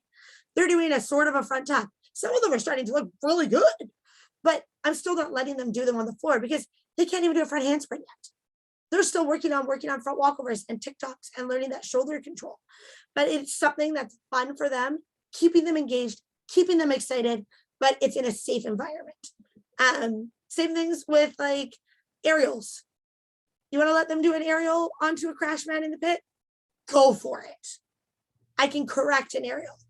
But something like a back tuck, if you're going to let them do that as a thrill skill, you're going to pay for it because they're going to chuck their head, they're going to pull their ribs out, they're missing those foundations for that skill, and you're going to have to fix it for a long time. So make sure whatever you're using as your thrill skills to keep those kids engaged, that you're aware of what that skill progresses into and how you can do it safely without complicating later in life gymnastics. Okay, silver floor. So now we need those two directly connected acro elements again. One of them has to have flight now. So that means you cannot do a front walk over cartwheel. You would have to do a front walk over roundoff. Your second acro pass can either be two directly connected elements again, with or without flight. There you could use your front walk over roundoff, or you can have a single acro flight element, like front handspring. Your dance passage, again, we need two leaps. One of those leaps must be a split, now at 90 degrees. The other one, choose what you like, but keep in mind what it should look like. And then a full turn is their last requirement. For their value parts, they can have A's. They're allowed to have B dance, same as they were allowed on B, and they can also have any supplementary skills. Their restricted elements, they cannot have B acro. So that's like a front pike is a B acro. They cannot have C's, which probably wouldn't be having anyways, and they can only have one salto. So if you have a silver athlete who can do a roundoff back tuck and a front tuck, they can only choose one of those things in their floor team. So make sure you're keeping that restricted element in mind. You are allowed to use that roundoff rebound backwards roll as an acro connection. Again, that's that one thing that sort of falls in that loophole that you get to do that's not actually connected. Use it. I have 3 athletes who are doing it because the front handspring step out roundoffs, we're doing those little foot tappy things. So we changed it and now this works and it's lovely. Silver floor tips and tricks. Like I just said, watch those connections with those tumbling lines. Your dance elements, choose wisely. So a lot of kids are going to do a split leap tuck jump, but make sure their tuck jump, their knees are above hip height. Use that leg swing hop. Look at the book. There's so many different jumps you can use. They're all listed in that yellow binder. There's also charts in the yellow binder that show what the expectation is of jumps. So you can actually see in there, it'll show you a diagram of a tuck jump, what they're getting deducted depending what height their knees are at. Take a look at it. Let your kids look at it. They'll be like, oh, wow. And then show them a video of their tuck jump. Watch your timing. So like I said before, longer routines, they don't necessarily score higher. You have to make the routine the length that is required and also what works for your athlete. Continued. Don't be afraid to tell your athletes no. Yes, congratulations. You got your back handspring on the floor. But is it ready to compete? Probably not if it's your first day doing it on the floor. Just like there is for any skill, there's all these drills and all these progressions, and there's this huge process from learning the beginning of that skill to putting it on the floor. Just like there is that long process for that, There's another process from being able to do the skill to having that skill competition ready. That's normal. The kid's not going to do a perfect kip on their first try, but they're still doing the skill. Explain to your athletes what the expectation is when they compete. So for me, it's like, if you're going to lose more than 0.5 on this skill, I'm not going to let you compete it. Unless, of course, it's like, it's a requirement. I know you're losing a lot on that split jump, but we got to do it. Right? So make sure your athletes are aware of what your expectation is as a coach and what your expectation is to make it competition ready. Just as you would have an expectation, you have to be able to do a squat on before you do a jump to high bar. You have to be able to do your bike handspring with straight legs before it goes into your routine. Really simple way to explain to your athletes what those expectations are, and then make sure that you follow them and stick with them. Gold floor. All right, gold floor. 2 directly connected acro flight elements, round off back handspring. Second acro pass, either again 2 directly connected flight elements, front handspring round off maybe, or an aerial or a salto. So side aerial or a front tuck would count as well. Again, you need that dance passage. One of those leaps must be 120-degree split. Other one, again, up to you. And then again, you need a full turn. Now, something that's a little bit different in gold in BC specifically, you can have any B value part that's listed in the Xcel code of points. If you look at the yellow binder, it will say B dance, and it will say that restricted is B salto and acro elements are restricted. This is different in BC. We've made this exception as we're only going up to the gold division that you can do B acro elements on floor. So make sure you know that for your athletes. Oh, look, I just said it. B saltos, for an example, is like a front pipe, a front layout, back layout, full twist. Those are B saltos. Or B acro, I should say. Watch your extra skills. This is something that drives me a little bit crazy. Many athletes are like, look at this cool, weird Valdezi thing I do. And then they want to do it in the routine. And you're watching it and you're like, ooh, legs, ooh, feet, No, don't let them do it. All it is deductions. It's not adding value. It's not giving them anything other than deductions. So really try and steer away from the actual skills that they want that are so cool and fun. And you can find different fun choreography things to put in. They could do like, I have one kid who does like a head spring thing over to her knees. I mean, that's really cool and really fun. It's not actually a skill. So things like that, try and find different fun choreography things that are not actual skills. Pay attention to your artistry. I know we've talked about it already, but some kids, it comes really naturally and have this presence on the floor and it's amazing. And some kids you have to work on it. Those kids that you have to work on it, they may never get to that crazy, awesome, confident level, but they can improve. So really try and work at it to improve. Continued. This is more specifically for tumbling purposes. Everybody wants to tumble all the time. That's what they want to do. Don't just use the floor. Use your other surfaces. Use softer surfaces. As athletes progress to higher levels and as they get older, they're going to need softer surfaces so that they can save their joints, avoid injuries, all of those things. Use the tumble track. My higher level gold kids do their tumbling on the floor once a week, maybe once every 2 to 3 weeks when it's not meet season. They spend the majority of their time on the tumble track and on the rod floor and using sting mats and using crash mats because they don't need to do those skills on the floor every single day. They need to do the skills every day, but doing them on softer surfaces is going to save their joints, save their wrists, save their ankles, all of those things. It's also safer. They're getting more numbers in and they're doing so many repetitions and they're doing it on a soft surface. If they bail out, they bail out. When working on twisting, I don't know who's at that twisting point, but when you get to that twisting point with your athletes, I have 2 big rules that I use for twisting. when they're learning how to twist, always untwist yourself. So if they're doing, say they're learning how to do fulls or 1.5s or whatever it is they're doing, when they're done their twisting, they untwist. So if they're working on 1.5, but before they get to finish tumbling, they have to go show me a full. Then they have to show me a layout half. Then they show me a layout.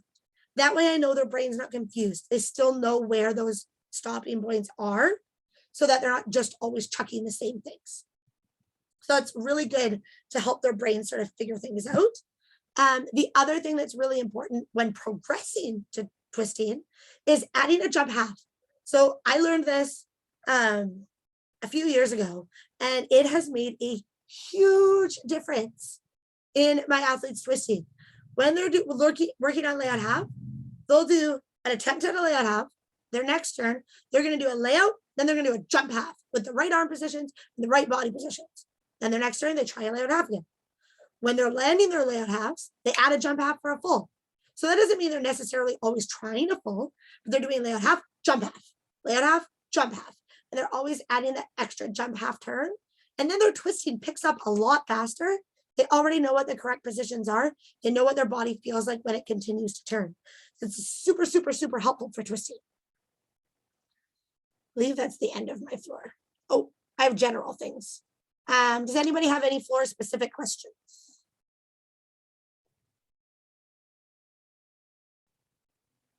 Anyone? Anyone at all?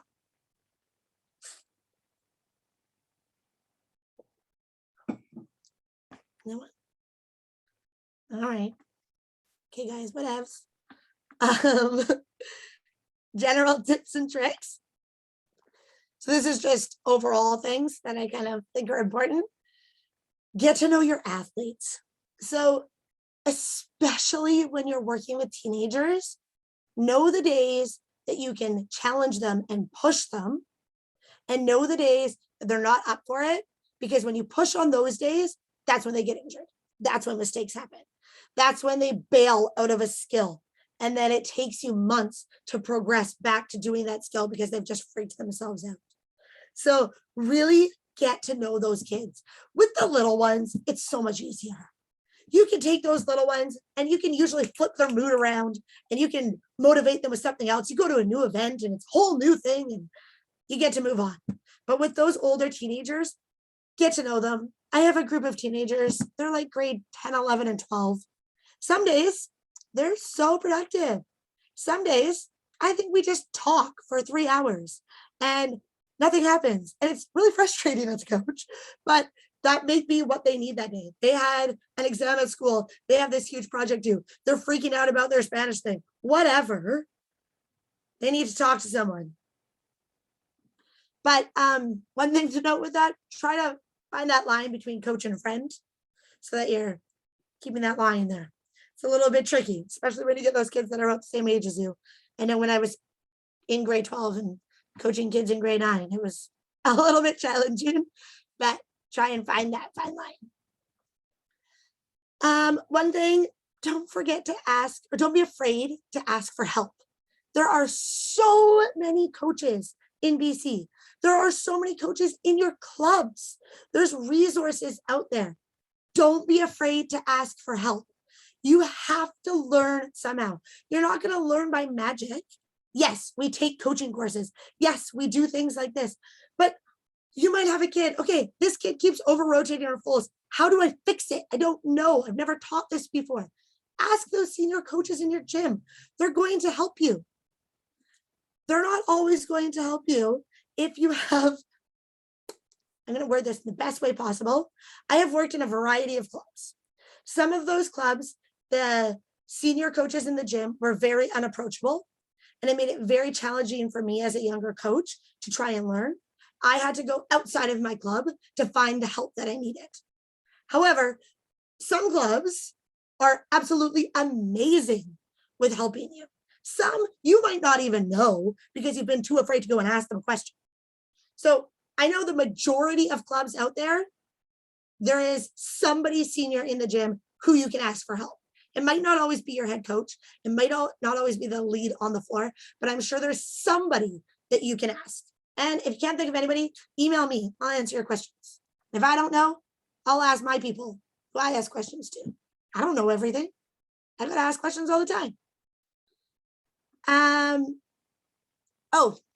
All of the higher coaches in the province at one point have taught a forward roll and taught a kindergarten class or taught a preschooler. So they have been at that level. They do know these things.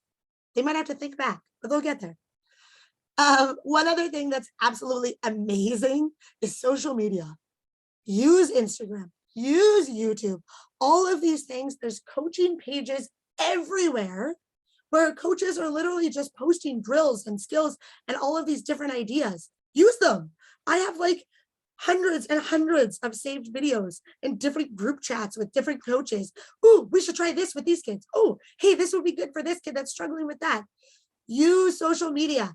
I swear my entire Instagram is gymnastics with like a little bit of Disney popped in there occasionally, but use it. It is a super easy tool to use and there's so much there. Use it. Don't follow me though. I don't post very many gymnastics things. Well, follow me if you want, but not for gymnastics. Finally, there's my email. Feel free to email me at any point. If you have any questions, and I will do my best to answer them. And if I don't have the answers, like I said, I'll go to my people who might have the answers. And if not, we'll figure it out together. Are there any other questions about anything in general?